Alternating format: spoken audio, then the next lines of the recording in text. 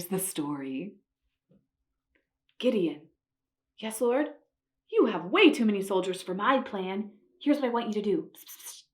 Okay, God, if you say so. Everyone, we've got a lot of enemies to defeat. If you're feeling afraid, you can go home, said Gideon. 22,000 soldiers ran home.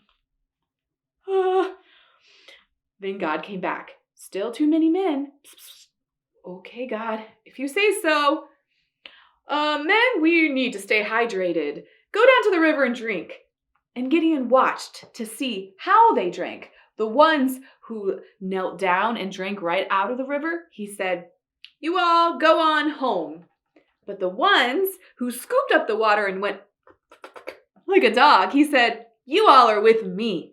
Now he only had 300 men. That night, while everyone was asleep, God came back to him. If you're feeling afraid, Gideon, you should go down to the enemy's camp and listen to what they're saying about you. Of course, Gideon did go down because he was very afraid. I just had the scariest dream, said one of the bad guys. I dreamed that a giant loaf of bread rolled down out of the hills and crushed a tent. Do you know who that is? That's Gideon the Israelite. God is with him and he's going to destroy us. We're going to die. Thank you, God, worshipped Gideon very quietly. And then he rushed back. Wake up, everyone. God's going to defeat our enemies. Get your weapons. So they grabbed their clay pots, they grabbed their torches, and they grabbed their trumpets. Wait, where's their swords?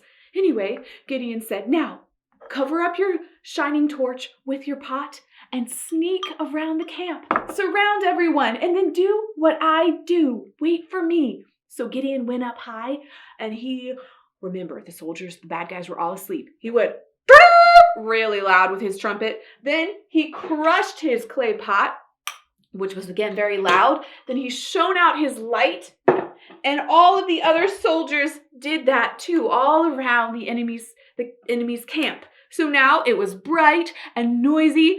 What's going on? They all said, and the enemy started running around like crazy people and killing each other by accident. The rest of them started running on home. God had done it. He had kept all his promises to Gideon and defeated the enemy. And Gideon, he didn't even have to fight. Today we are learning that God is patient and we can trust him.